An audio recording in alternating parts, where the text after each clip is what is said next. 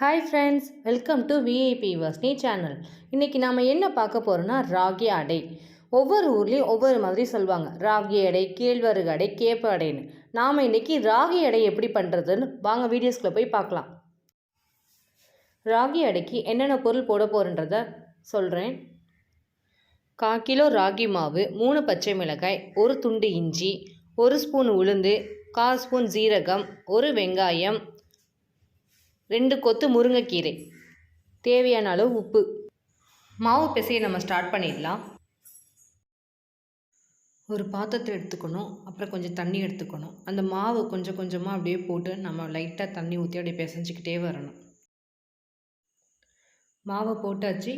இப்போ அப்படியே கொஞ்சம் கொஞ்சமாக தண்ணி ஊற்றி நல்லா சப்பாத்தி மாவு பிசைகிற மாதிரி லைட்டாக தண்ணி ஊற்றி பிசையணும். ரொம்ப தண்ணி ஊற்றிட்டா நமக்கு அடை பண்ண தட்டத்துக்கு வராது. அதனால் லைட்டாக தான் தண்ணி ஊற்றி நம்ம பிசையணும்.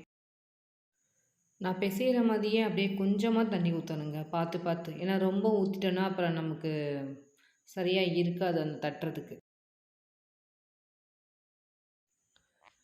நல்லா கெட்டியாக சப்பாத்தி மாவு மாதிரி பிசைஞ்சு வைக்கணும். இந்த பாருங்கள், நான் சொன்னேன்ல அதே மாதிரி சப்பாத்தி மாவு மாதிரி பிசைஞ்சு வச்சுருக்கேன் பாருங்கள்.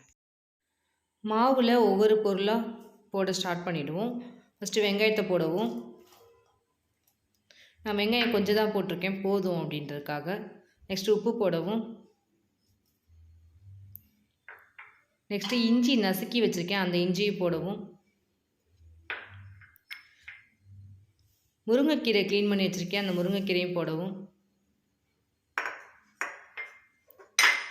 உளுந்து ஜீரகமும் போடவும். பச்சை மிளகாய் நான் கொஞ்சம் அதிகமாகவே போட்டிருக்கேன், ஏன்னா கொஞ்சம் காரம் இருந்தால் தான் நல்லா டேஸ்ட்டாக இருக்கும். அதனால தான் பச்சை மிளகாயும் போட்டுருவோம். மாவை நல்லா மிக்ஸ் பண்ண ஸ்டார்ட் பண்ணிடலாம்.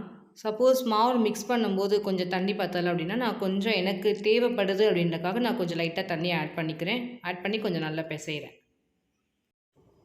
நல்லா மாவு பிசைஞ்சாச்சு, கெட்டியான பதத்தில் கொண்டுட்டு வந்துட்டுருக்கோம். அடுப்பை பற்ற வச்சிடலாம். நெக்ஸ்ட்டு பாத்திரத்தை வச்சிடலாம்.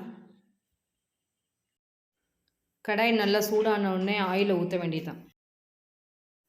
கடாய் நல்லா சூடாகிடுச்சு. இப்போ நான் ஆயிலை ஊற்றுறேன்.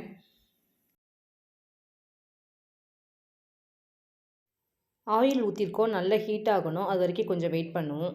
சப்ஸ்கிரைப் பண்ணாதவங்க கொஞ்சம் சப்ஸ்கிரைப் பண்ணுங்கள். அப்படியே கொஞ்சம் பெல் ஐக்கானை கொஞ்சம் கிளிக் பண்ணிட்டீங்கன்னா நான் போடுற வீடியோஸ் எல்லாம் உங்களுக்கு வந்து சேரும். அடை போட நம்ம ஸ்டார்ட் பண்ணிடலாம். இன்றைக்கி நான் வாழை இலை வச்சு தட்டி தான் நான் போட போகிறேன் ஆயிலில். அதனால் அந்த பாத்திரம் ஒன்று வச்சுருக்கேன். அந்த பாத்திரத்து மேலே இலையை வச்சு அது மேலே நான் தட்டி நான் அப்படியே ஆயிலில் போடுவேன். இலை இல்லாதவங்க அந்த பிளாஸ்டிக் கவர் கூட எடுத்து கூட நம்ம தட்டி கூட போடலாம். ஸோ நம்ம இஷ்டம் தான். எனக்கு இலை இருக்குது, அதனால் நான் இலையில் தட்டி போடுறேன். இலையில் தட்டி போட்டால் இன்னும் நல்லது, அதுக்காக நான் அதில் செய்கிறேன். ஃபஸ்ட் நம்ம மாவு வந்து கொஞ்சம் பால் சைஸில் உருண்டை மாதிரி கொஞ்சம் பிடிச்சிக்கலாம். பிடிச்சிக்கிட்டு நம்ம அந்த இலையில மெதுவாக தட்டி அப்புறம் அப்படியே மெதுவாக ஆயிலில் போட வேண்டியது தான். ஆயிலில் போடும்போது கவனமாக போடணுங்க, வெளியில் மேக்ஸிமம் தெரிக்கும். ஸோ அதுக்காக பார்த்து போடவும். நல்லா தட்டியாச்சு. இப்போ ஆயிலில் போட்டுடலாம். இதையே நம்ம தோசை தவாவில் கூட பண்ணலாம். அப்படி பண்ணும்போது என்ன ஆகுனா கொஞ்சம் குக் ஆகாமல் இருக்கும் உள்ளெல்லாம். இந்த மாதிரி நம்ம ஆயிலில் டீப் ஃப்ரை பண்ணி எடுக்கும்போது நல்லா குக்காக இருக்கும். நம்ம நல்லா முருக விடக்கூடாது, சும்மா லைட்டாக முன்னாடி பின்னாடி நல்லா வேக விட்டால் போதும். ஸோ இந்த வேக வைக்கிறதால ஆயிலில் நல்லா எடுக்கும், ஆயிலாக இருக்கும் அடை அப்படின்னு நினைக்க வேணாம். அடை ஆயிலே இருக்காது, ட்ரையாக தாங்க இருக்கும். இப்போ நம்ம ஒரு பக்கம் வெந்துருச்சு. இப்போ நம்ம திருப்பி போட்டுடலாம்.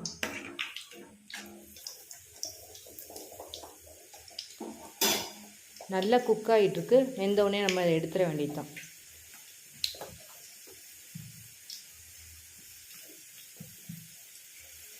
நல்லா வெந்துருச்சு. இப்போ நம்ம கரண்டியை வச்சு எடுத்துடலாம்.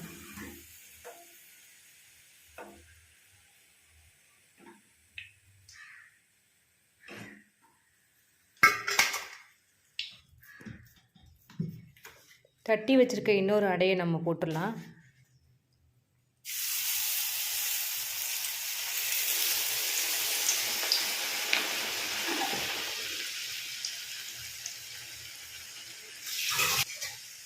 இதையும் நல்லா வேகிற மாதிரி திருப்பி விட்டுருவோம். முன்னாடியும் பின்னாடியும் நல்லா வேகட்டும்.